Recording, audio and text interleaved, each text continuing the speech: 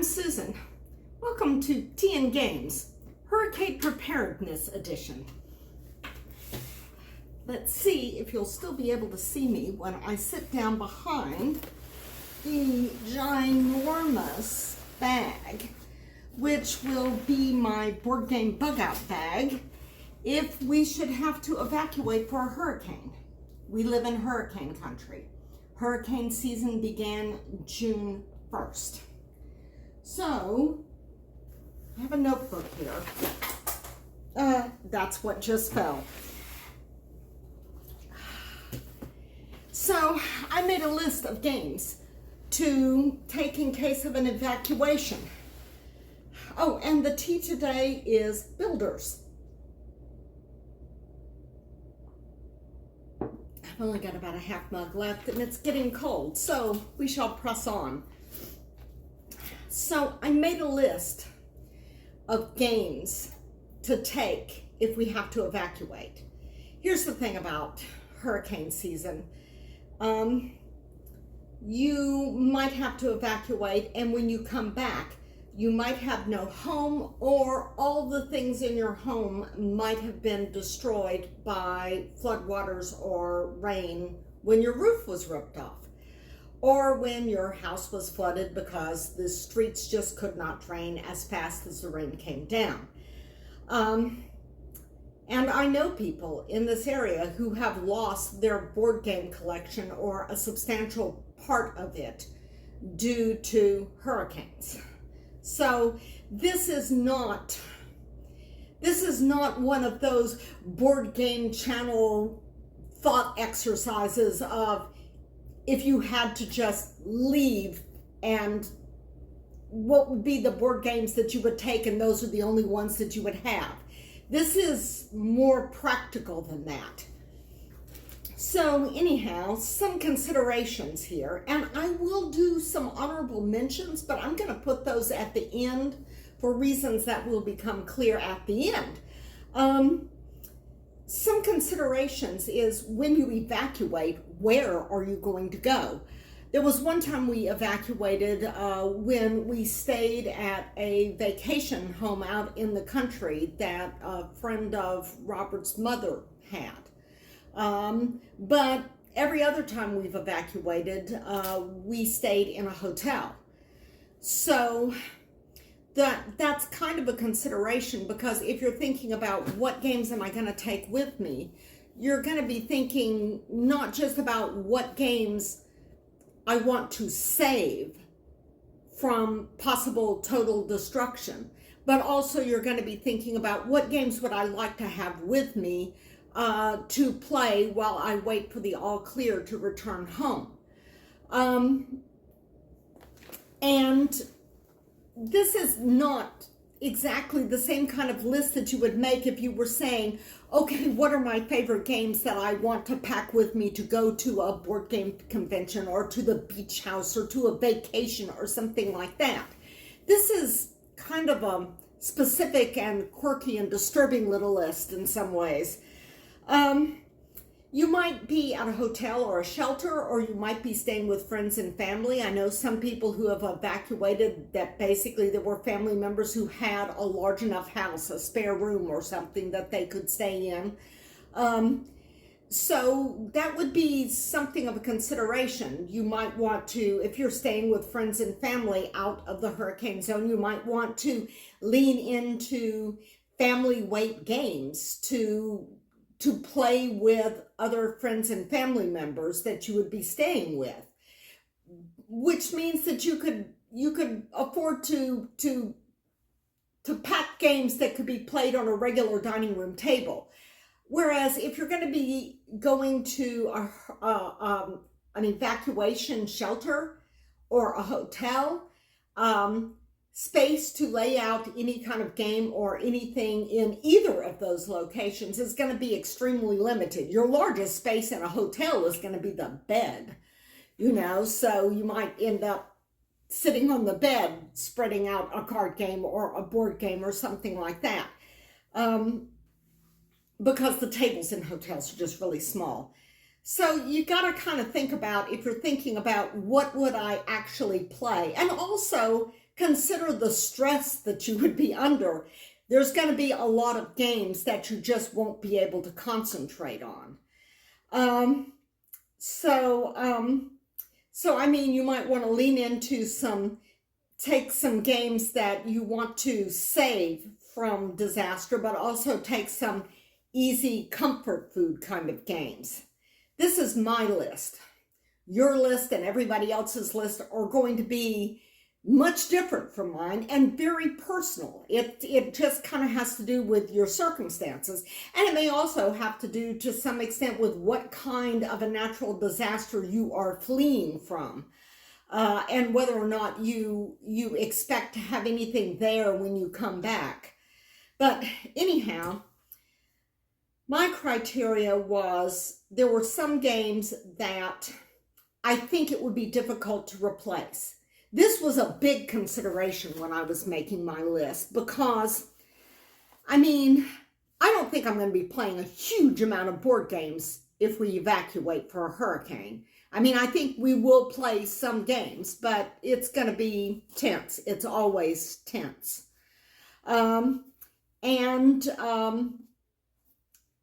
A lot of these games are games that there's some of them I stuck in here because I thought these are going to be a pain in the neck, if not actually impossible to replace. And that was definitely a consideration. And I mean, there are some games, there's going to be, those of you who watch the channel regularly, you are going to be shocked at some of the games that are not on my I must take these with me list. Games that I love, but they are not on the list because I think that I might or might not play them under these extremely tense circumstances of watching and waiting for the storm to subside so that I can return to whatever remains. But also, I lost my thread. But you also have to consider there are games that you might play and games that you might just want to save, but there are games that I love that I probably wouldn't play under those circumstances. And at the same time, they would be fairly easy to replace. Costly, yes, we are not going into cost. Board games are an expensive hobby. There are some games that I like that I would probably not replace because it's like I had a good time playing them, but maybe I would want to, if my board game collection was wiped out except for what's in this bag, start over and go in a different direction. I don't know. I hope I never have to find out. But here's what I chose. This game is from BoardGameTables.com, now known as AllPlay, but I think it's branded BoardGameTables.com on here somewhere because that was the name at the time I got it. It holds a lot, and I've done other videos about just what a staggering amount of games this holds, particularly if you put small box games in here. So anyhow, one of the things I decided is, if I bought this game from a shop in another country, then by golly, it's going in the bag. I'm not one of these people that just scours the world for games, or that's been to conventions or game fairs in other countries or anything. So I don't have a whole lot of these, mind you. But Switch and Signal, I got from a shop in England. This is a train game. We like it a lot. It is a co-op train game, which kind of sets it apart from all the other ones. It's got a double-sided board, so you can play on different routes, and it's got varying difficulty levels. But we enjoy the heck out of it. It is a co-op game, and I don't know, you might be able to get it in the US, but I wasn't able to find it here, so I ordered it from over there. Let me see. Also, here we go. Carcassonne Winter Edition. Now, regular Carcassonne and the expansions can be bought in the US, But the winter edition right now, this is the second winter edition, W2E, I think it's designated. It's only available in Germany. This does not have the Gingerbread Man expansion, but it does have the Winter River, which is nifty. We enjoy the heck out of this. I mean, we played this, after I got it, we played this almost obsessively. We played it well into the spring. This, if we start playing this before the end of the year, this could end up being one of our top played games of the entire year, even topping out regular Carcassonne, which is saying quite a lot. Okay, so let's switch those over there. So one from England, one from Germany, and what was the third one? Oh, yes. Welcome to Collector's Edition. I am hoping that this becomes available in the US somewhere. Welcome to is a little flip and white game. The Collector's Edition has all of the expansions that's ever been released, dry erase boards, and some expansions that hadn't been released before as well, and some original artwork. It's very much Ultimate. I mean, they call it Collector's Edition, but they could have just called it Ultimate Edition. We like this game a lot. Robert is only so-so on roll and write, flip and write games. I like them much more than he does, but I don't get too many of them, and I try to choose them very carefully because the chances are weighted in favor of him not liking it. But he likes this a lot, and so do I. So I got the Collector's Edition, and I ordered it from a shop in Canada, and thank you to the nice folks in Discord, the Canadians who told me about how I could find it for a good price across the border in Canada. So those are the 1, 2, 3 games that I got from shops in another country, which would be somewhat hard to replace if I left them behind and a storm destroyed them. I mentioned Carcassonne because it is Robert's favorite game, and I love it too. And gosh, I hope I remember how I put all this stuff in here. And I'm the one that got all of the expansions and mini expansions and big box stuff, though it's Robert's favorite game. We have actually 2 copies of the base game, and I have the folded space insert.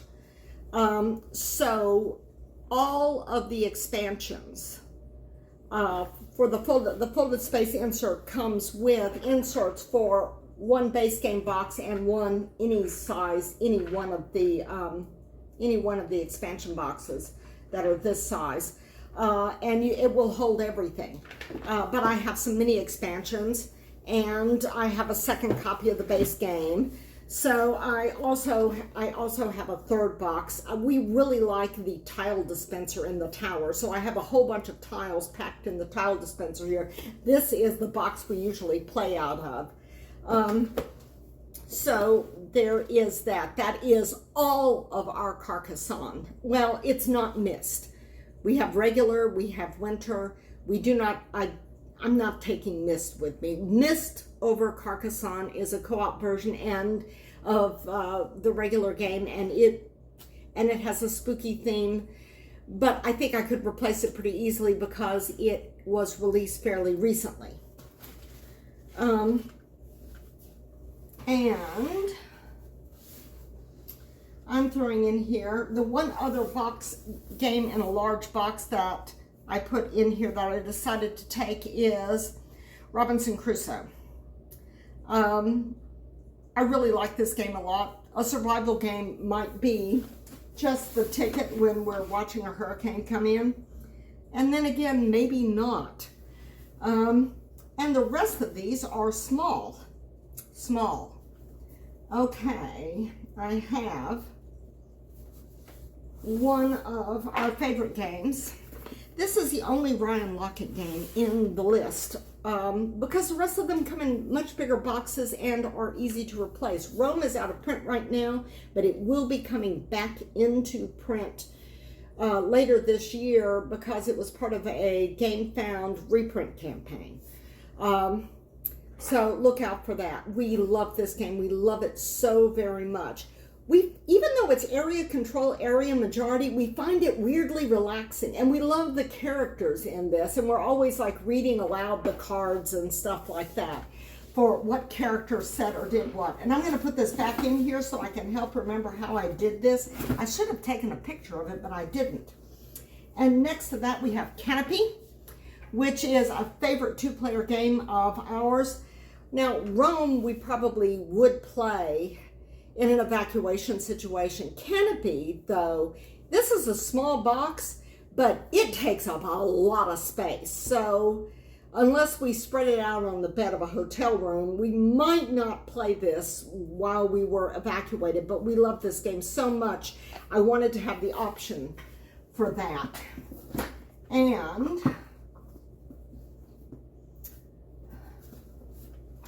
Village Rails, I've mentioned. This has got another train game, yes. This does not have actual trains in it, though. Switch and Signal does. Village Rails is a surprisingly enjoyable and thinky little game in a very small box. I mean, this game is solid. It is a good game. And we like this a lot. I think we probably would play this in an evacuation situation. It's not brain-breakingly thinky. It's just kind of, it has a pleasant decision-making process. I mean, we find it very, very enjoyable. Okay, and I have my Yahtzee cup on top. Inside here I have half-size pencils, dice, and some score sheets cut in half and rolled up. So, I mean, you can take this pretty much anywhere. And now we get into some recent purchases. Tennis. Oh, sideways. We got this very recently. I talk about it on a recent video. It is a Phil Walker Harding tile game, except that you are excavating the tiles in the box and excavating the lost city of tennis. We are enjoying the heck out of this. We're still playing on the basic level. It has God tiles, though, like an extra advanced level, which we haven't gotten to yet, but I think we could be getting there soon. But we're just enjoying the base game so much. It is a two-player only game, and we like it a lot. And another recent purchase that if you've been watching, you might not know about, because we just got it this past weekend. We got Cartographers. It has been on my wish list literally for years, and I kept dithering and going back and forth. They like went onto the wish list and went off, and everybody loves it, and I see the stuff for it, and I think, oh, I would like that so much. But I wasn't sure. Again, that whole rolling right, flipping right thing. They are more likely to be misses than hits with Robert. So I just impulse bought this. Is it really an impulse buy if it's been on and off of your wish list for years? But I impulse bought this this past weekend, early Saturday morning, along with the Overlush expansion for Doomlings. And Robert likes it. He enjoyed it. He said, quote, "I enjoyed it much more than I thought I would." So, yes, that's high praise for coming from someone who doesn't really care for roll and right or flip and right games. Welcome to, I think, will always be his go-to for this style of game, but he was very pleased with it, and pleased enough that we binged Cartographers, though I was usually the one to suggest that he was happy to play. We binged Cartographers over this past weekend. I think we're probably going to be getting more material for this in the future because this was just so enjoyable. And I colored the maps that I made and drew little things on them. We had a terrific amount of time on that. And we had a lot of fun on that. I didn't even say it right. But I put this in here. You're going like recency bias. Yeah, but you could really probably argue that for Tanis, but Tanis is very, I don't know, it's very satisfying. But same thing with Cartographers, but Cartographers has something extra that makes it an especially good choice for this list. It was very relaxing. I don't know if it was the drawing and the coloring and it does have some decisions that you have to make, and I don't know that I made the best possible decisions sometimes, though I didn't worry about it. I didn't agonize over it. It just, I don't know, the game was just so pleasant that it just was an enjoyable experience from like all the way through. So yeah, Cartographers, I think, would be a good choice if we were in an evacuation situation because it is so pleasant and relaxing. And one final game, which is actually a whole bunch. Gloom. This is our grief case, as the Gloom thing calls it.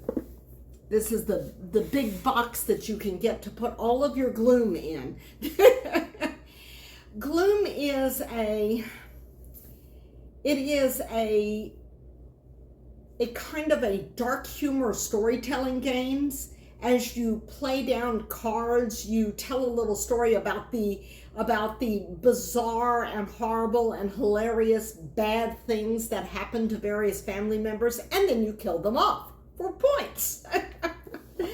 So yeah, I feel like that in an evacuation, well, first of all, we really enjoy Gloom a lot. We have a lot of fun with this game, making stuff up and reading off the cards and things. But I feel like in an evacuation situation with a hurricane bearing down on our home, that a little black humor would not go amiss.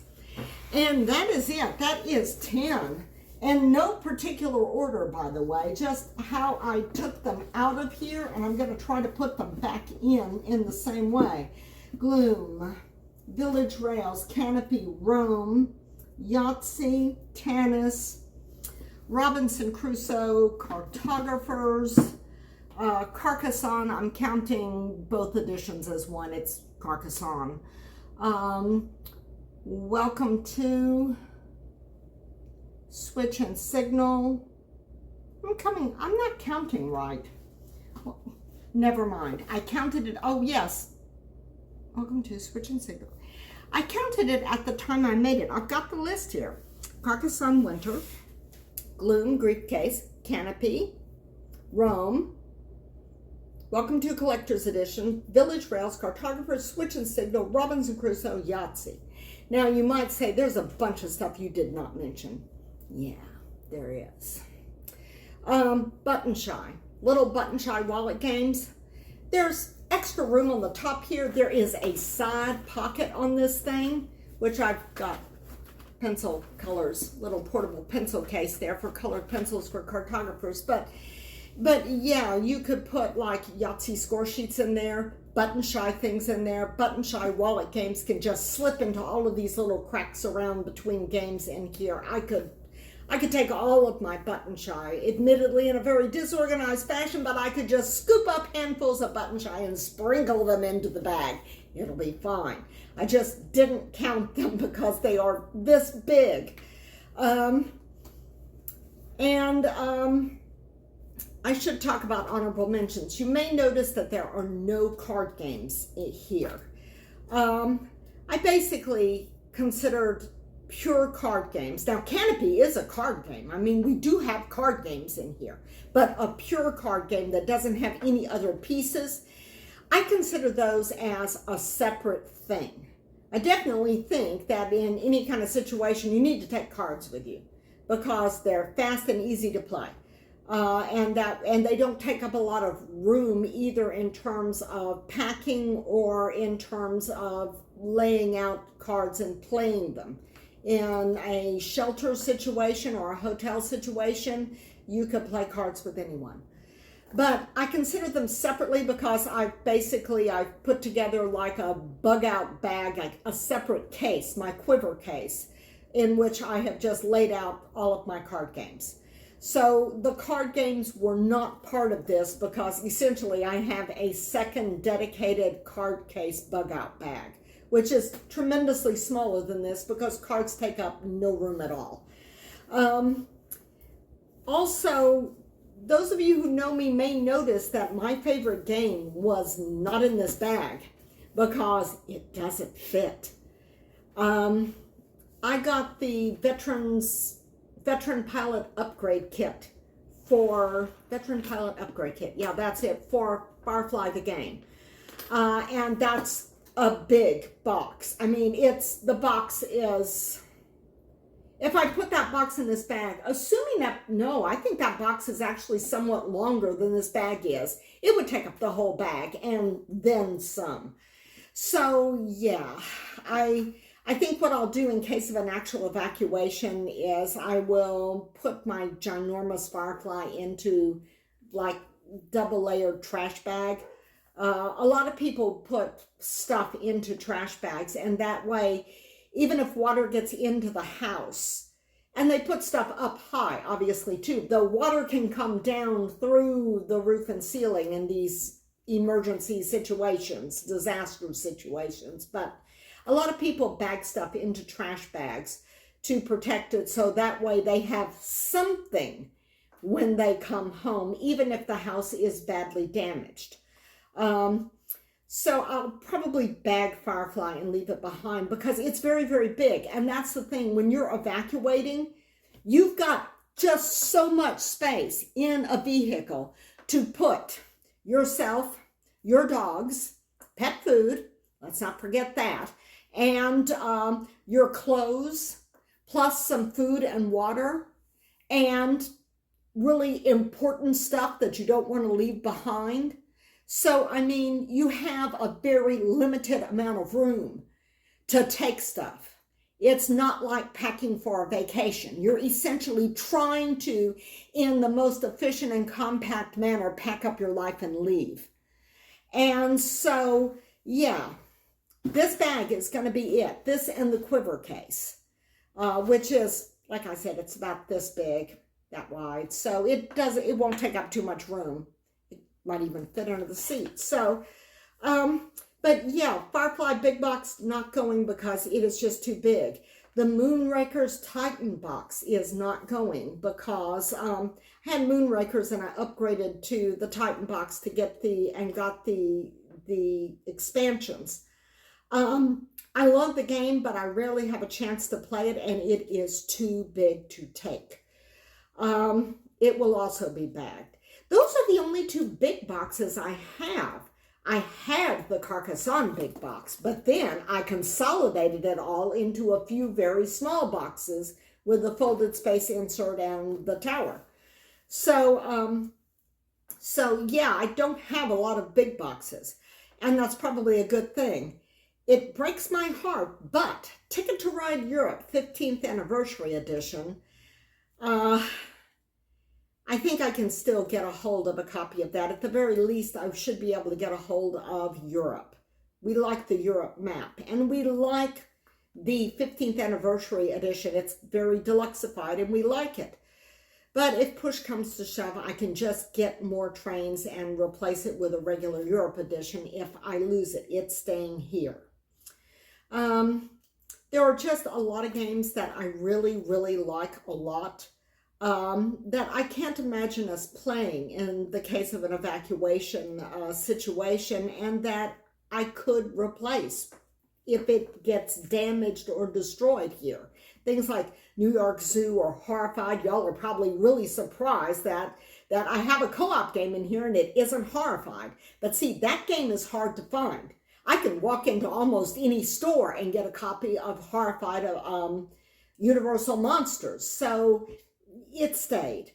Wingspan, Above and Below, we love, and The Captain is Dead. That's another co-op, but I checked, it's still available. Bunny Kingdom was on my original list, but I can replace it. And it's not something I think that I would play in a hotel room having evacuated. You know, for a shuffle takes up a huge amount of space. And for that reason alone, it's staying behind. It can be replaced easily. And I'm not going to be playing it in a hotel room because there's just not going to be enough room to lay out all of those cards. I could do it on the bed maybe, but there are just so many other small box games that we would also enjoy. We really liked Fields of Arle, and it can be replaced. It's pricey, but it can be replaced. And it is a pretty good sized box. I had it in this bag originally, and it's like, oh, and there's like 3 more games that I can't put in there because of it. So I checked, and it is available. It's expensive, but I can replace it. So it stays here. It's probably also going to be bagged into a trash bag. So that's my hurricane preparedness plan. I am really hoping that I don't have to use it, that I don't have to Tetris all of these boxes back into this bag again. And yeah, after this video is over, I'm going to try to put them back the way I had them and take pictures of them so I know how I did this, because this was like about my 6th attempt to get boxes in here and not have them stacked up like this tall out here or piled up next to the bag on the table or something like this. So yeah, I kind of need to document what I did here. But yeah, I'm hoping I won't really need to do this. Hurricane season lasts through the end of November, though it is usually most active toward the end of summer, early fall. That's when we tend to get more and worse storms, but we have gotten some humdingers early in the year.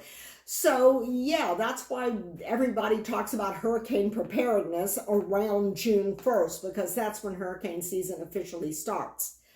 So anyhow, this has been a hair-raising episode, and I hope y'all never have to bug out anywhere. I know there are other natural disasters besides hurricanes that hit people. California has mudslide season and fire season, as well as, like, I think a monsoon season that triggers the mud season. And yeah, there's a lot of bad weather in various parts of the country. But here we have hurricanes, which also means we have tornadoes, because hurricanes can spawn tornadoes, as well as there are also occasionally tornadoes in spring anyway. We have had some sighted in the outer lying areas. We've had hail in this area already this spring, so the weather is signaling that it could be a wild one.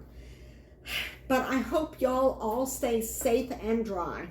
Not too dry, no drought, just safe and dry throughout the coming summer and fall and rest of the year. And I will see y'all next time around the table. Thanks for watching. Bye.